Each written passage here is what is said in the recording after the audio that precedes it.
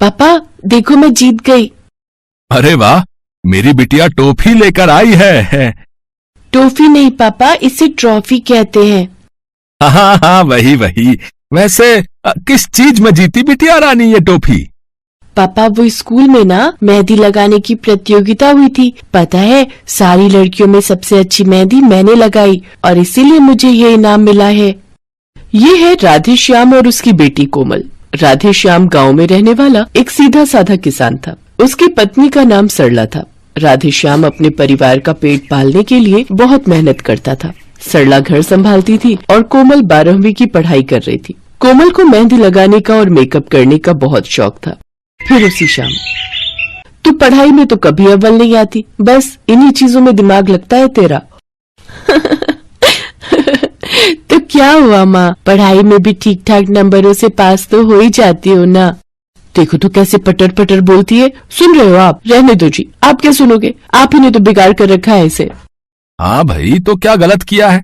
अच्छा कोमल बिटिया, तुमसे एक बात करनी थी। हाँ पापा बोलिए ना। बेटी, वो बगल के गांव में अपने एक जानने वाले हैं, राम स्वरूप जी, आज मिले थे, तो वो तुम्हारे बारे में पूछ रहे थे। पर क्यों? अरे पगली, अपने बेटे से तेरी शादी करवाने के लिए, और किस लिए? शादी? पापा मुझे भी आपसे एक बात करनी है। हाँ बताओ बेटिया। पापा मैं ना 12वीं के बाद शहर जाना चाहती हूँ। हैं? पर क्यों? माँ, मैं ना शहर जाकर ब्यूटिशियन का कोर्स करना चाहती हूँ और फिर कोर्स करने के बाद वहीं शहर में ही एक बढ़िया सा ब्यूटी पार्लर खोलना चाहती हूँ। पर बेटिया, इस सब में तो। हाँ पापा, इस सब में बहुत खर्चा होगा, लेकिन पापा मैं आपसे वादा करती हूँ कि मैं पूरी मेहनत से काम सीखूंगी और फिर खूब पैसे कमाऊंगी। अरे पर तुझे शहर भेजने के लिए पैसे आएंगे कहाँ से? अब इंतजाम हो जाएगा। अगर कोमल जाना चाहती है तो उसे जाने दो, मैं कुछ इंतजाम कर ही लूंगा।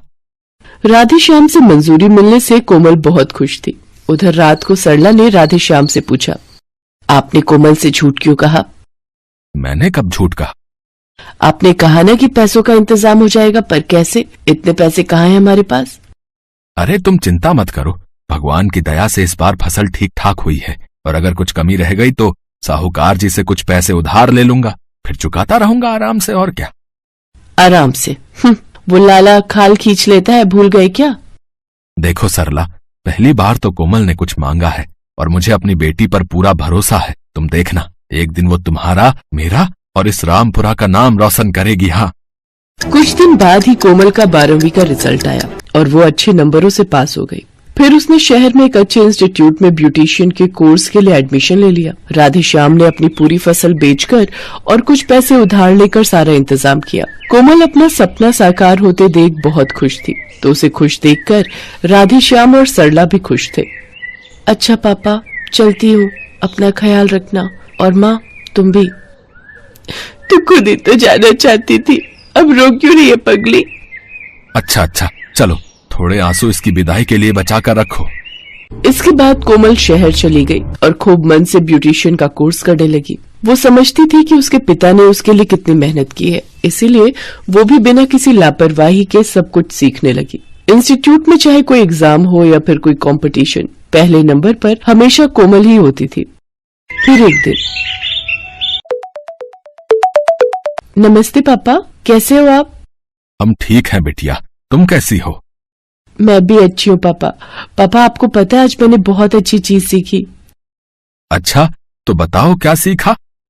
पापा वो कुछ घरेलू सामान और कुछ सब्जियों से भी हम अपनी त्वचा का बहुत अच्छे से ख्याल रख सकते हैं, और इसे हर्बल कॉस्मेटिक कहते हैं। क्या? हरीलाल? हाँ पापा, हरीलाल। खैर छोड़ो, अब माँ कैसी है? अच्छी है, दिन रात तुझे याद करती है।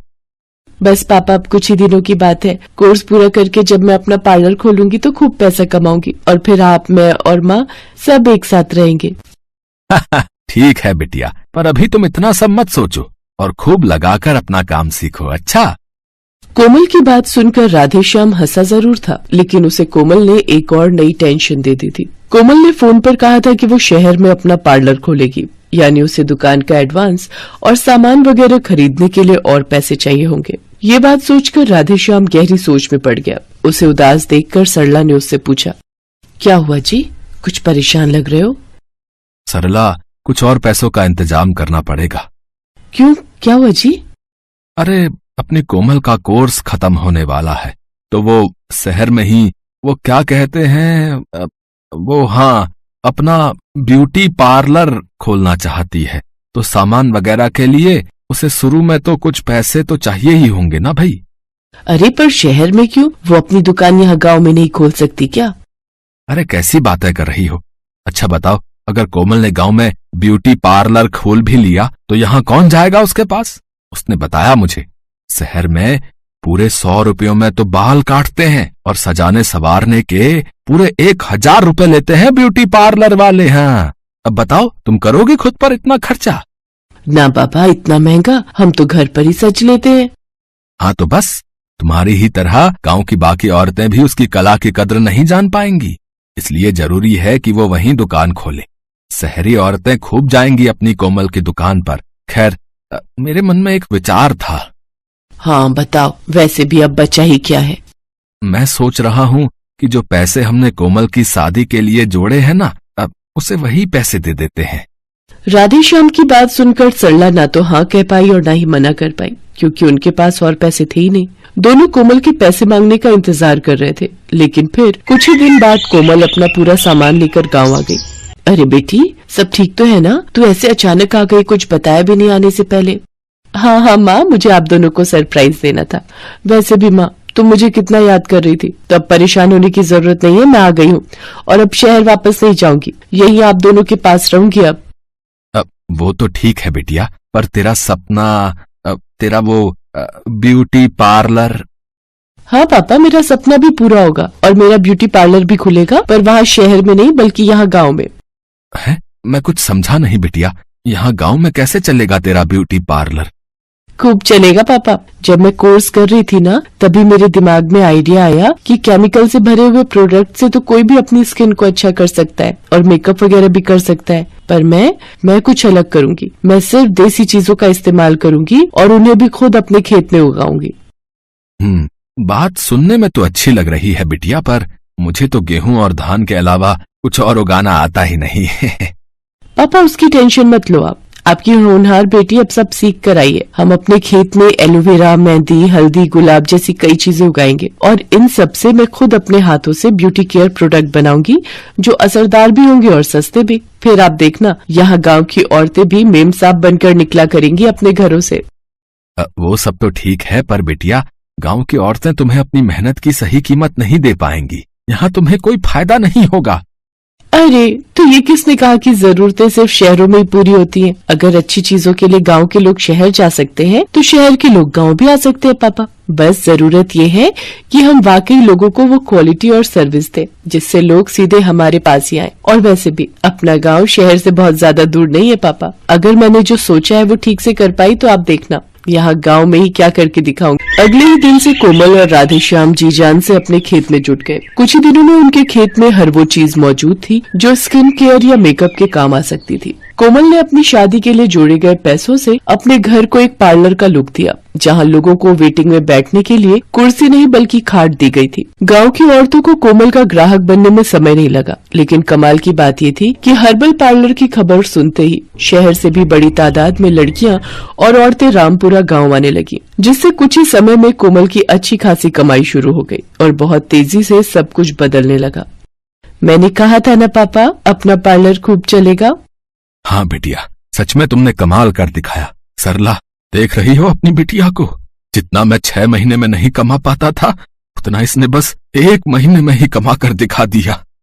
राधेश्याम खुशी के आंसू लिए वहाँ से चला गया और गांव की चौपाल पर अपने दोस्तों के साथ बैठकर बात करने लगा। तभी वहाँ एक बड़ी गाड़ी आकर रुकी। उसमें से एक महिला ने राधेश्याम से पूछा, सुनिए अंकल, ये कोमल का गाँव है ना, वो जो? हाँ, आप बिल्कुल सही जगह आई हैं। आप आगे से दाएं चले जाइए, कोमल बिटिया का हर्बल ब्यूटी पार्लर वही है। कोमल ने न सिर्फ अपने माता पिता का नाम रोशन किया, बल्कि अब तो रामपुरा को भी उसके नाम से ही जाना जा रहा था। लेकिन ये जीत अकेले कोमल की नहीं थी, बल्कि उस विश्वास की भी थी जो राधेश्याम को हमेशा से अपनी बेटी पर था।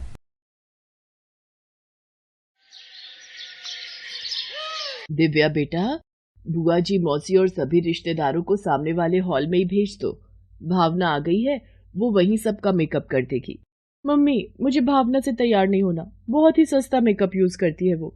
मैं तो मार्केट में जो नया ब्यूटी पार्लर खुला है वहीं तैयार होने जा रही हूँ। आप हो जाना उस भावना से तैयार।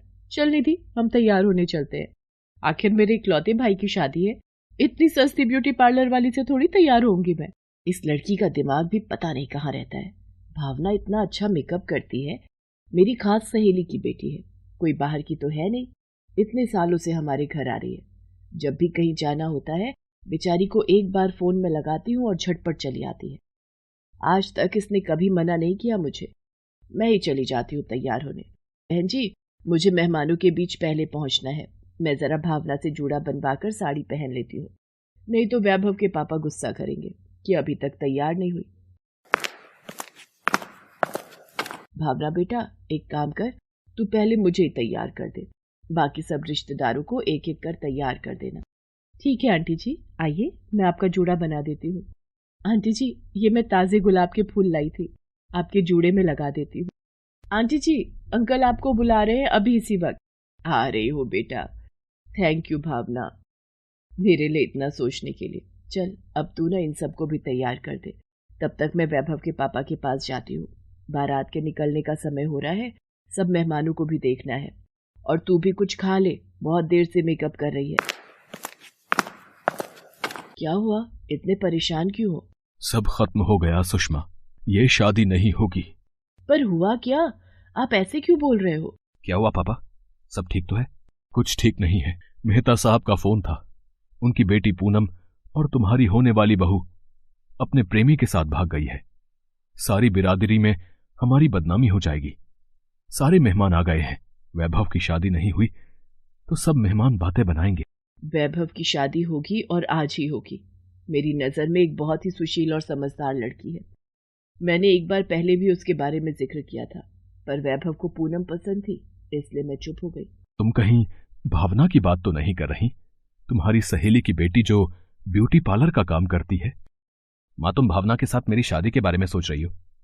वो भावना जो हॉल में सब रिश्तेदारों का मेकअप कर रही है। माँ, मैं ये शादी हरगिज नहीं करूंगा। भावना में कमी क्या है? उसकी माँ मेरी बचपन की दोस्त है। भावना भले ही हमारे जैसी अमीर नहीं, पर दिल की बहुत अच्छी है, और हमारे पास इस बदनामी से बचने का कोई दूसरा रास्ता नहीं है। वैभव, तुम्हारी माँ शायद ठीक कह रही है, तुम्हें भावना से शादी कर लेनी चाहिए। मैंने सुजाता को शादी में बुलाया था, वो पहुंचने वाली होगी। भावना तो यही है। मैं उसे एक अच्छा सा शादी का जोड़ा देकर तैयार होने के लिए कहती हूँ। वो बहुत अच्छी है, मेरी बात मान जाएगी। सुषमा भावना के मम्मी पापा और भावना से सारी बात करती है। वैभव भी बड़ी मुश्किल से इस शादी के लिए तैयार होता है और भावना की शादी वैभव से हो जाती है। सब कुछ अचानक हुआ तो सब कुछ संभलने में वक्त तो लगना ही था। मम्मी, आपने इस भावना की शादी भैया से करवा तो दी, पर मैं इसे अपनी भाभी कभी नहीं मानूंगी, और भैया भी इस लड़की से शादी करके खुश नहीं है। दिव्या गुस्से में पैर पटकती हुई चली जाती है। वैभव भी भावना से शादी होने पर गुस्से में था। तुम इस गलत फहमी में मत रहना कि मैं तुम्हें अपनी पत्नी मान लूंगा। तुम्हें मम्मी शादी करके लाई है, बस उन्हीं से मतलब रखो। मेरे से बात संभालने की कोशिश भी मत करना। भावना, तुम चिंता मत करो, धीरे धीरे सब ठीक हो जाएगा। पर आज तुमने हमारे घर की इज्जत रख ली, इसके लिए तुम्हारा बहुत बड़ा शुक्रिया। भावना सब कुछ हालातों की मजबूरी समझकर चुप हो जाती है। सुषमा भावना को बहुत प्यार करती थी। भावना इसी बात से बहुत खुश थी। मम्मी जी, मैं ब्यूटी पार्लर के लिए निकलती हूँ।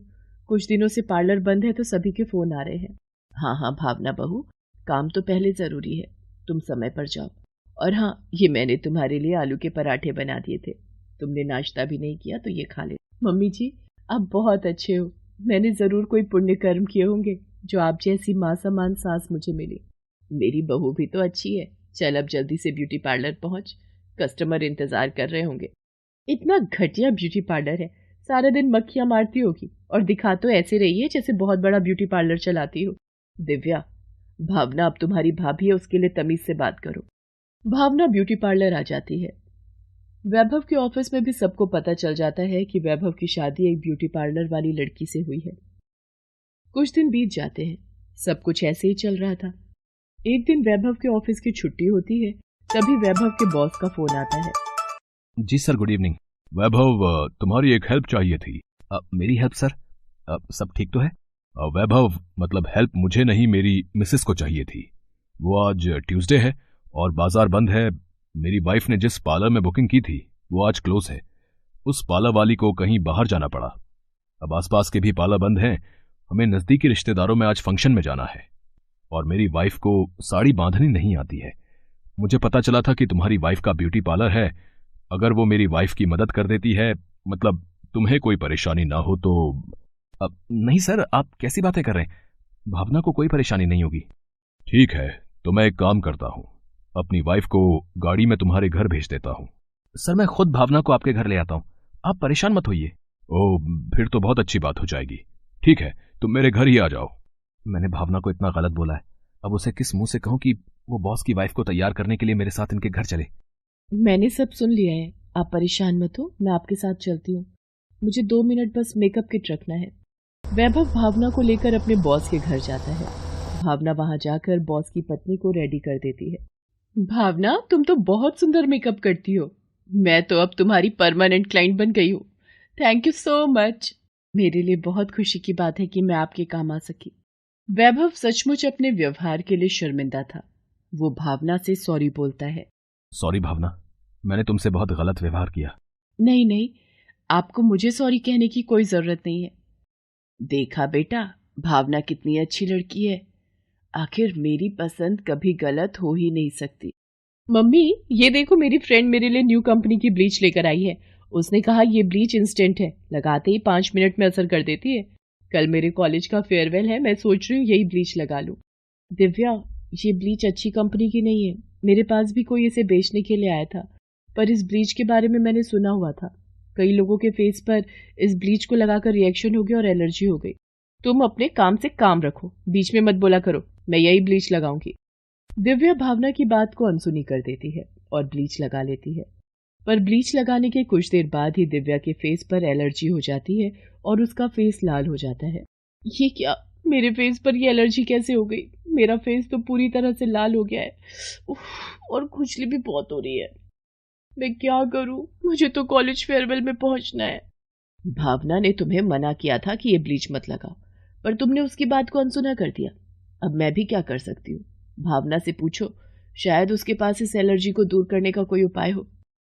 भावना भाभी, मेरी मदद करो, मेरा तो पूरा फेस एलर्जी से भर गया है। मुझे शाम को फेयरवेल के लिए पहुंचना है।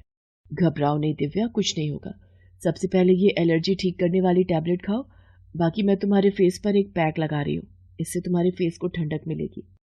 भावना इसी तरह दिव्या को कुछ आरामदायक चीजें देती है, जिससे कुछ ही घंटों में दिव्या का फेस बिल्कुल ठीक हो जाता है। थैंक यू भावना भाभी, आप बहुत अच्छी हो। मैंने आपको हमेशा गलत समझा, आपका कभी सम्मान नहीं किया, हमेशा अपमान किया।